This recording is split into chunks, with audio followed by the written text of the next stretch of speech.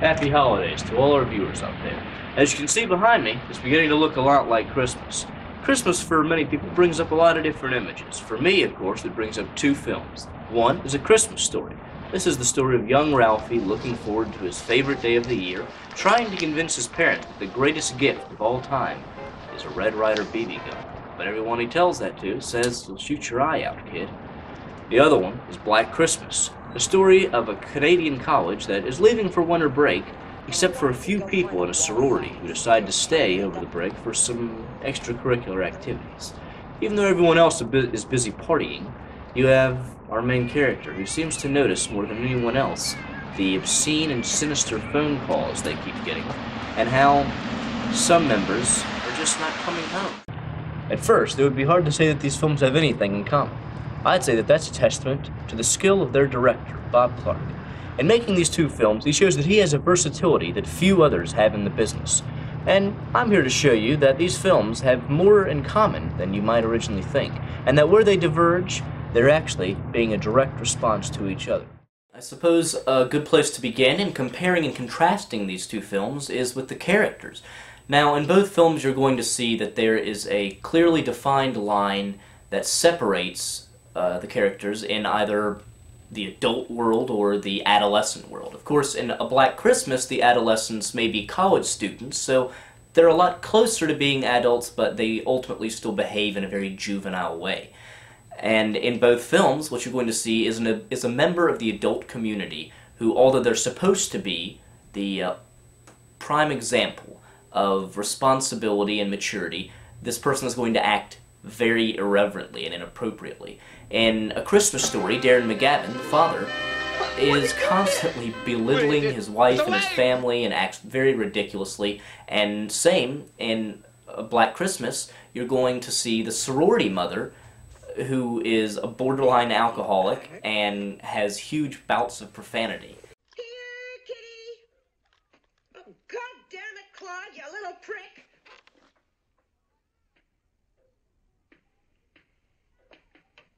This is very kind of you, Mr. Harrison. Which provides a lot of the humor for the film. And then in both films you're going to see a contrasting characterization of the female parts. In A Christmas Story, the mother is very reassuring in her gender role. She accepts a lot of the cliches of being a housewife and a mother. It's very comforting, whereas in the other, in Black Christmas, the main character is given the opportunity to ultimately become this character. She's pregnant, and she has been proposed to by her boyfriend, but ultimately she's going to reject both of these things and be very defiant in her nature. And then a third comparison with the characters you're going to see is that both films have a main character who is off-screen for the majority of, if not all the time. In A Christmas Story, you have the narrator, voiced by Bob Clark, who guides you through the film, and he provides a lot of the humor and the nostalgia there, and he's ultimately very comforting. First nighters, packed earmuff to earmuff, jostled in wonderment before a golden, tinkling display of mechanized, electronic joy. Whereas in Black Christmas, Billy, the killer, although he may be on film on occasion, only parts of him are. And most of his force, if you will, comes from his voice also, only through these telephone calls,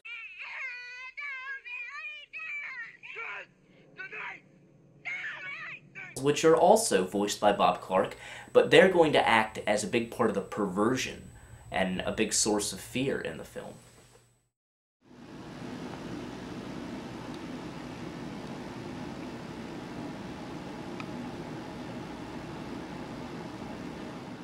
Both of these films also have a similar emphasis on the home.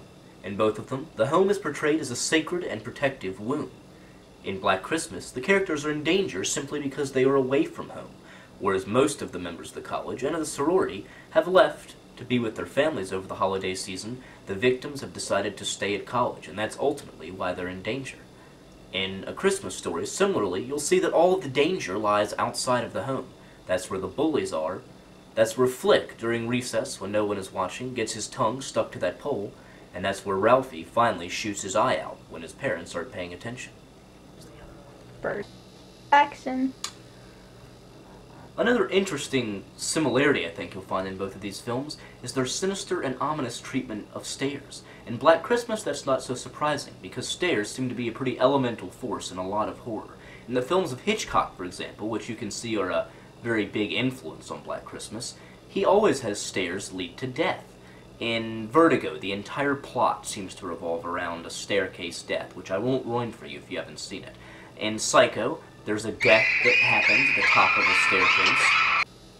And so, in Black Christmas, when Billy always seems to be coming from upstairs, and there's a great fear from above, then a lot of animosity is put on the stairs. That's why there's a big number of POV shots in this film that seem to happen from the top of the stairs, from the point of view of the killer, sort of coming in and closing in on the victim downstairs. And in the big climactic ending, Olivia Hussey seems to be spending the entire last part of the film running downstairs, all the way down into the basement.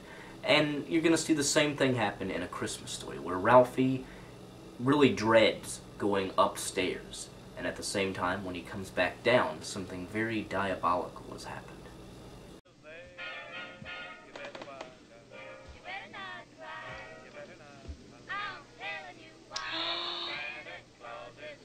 Immediately, my feet began to sweat as those two fluffy little bunnies with the blue button eyes stared sappily up at me.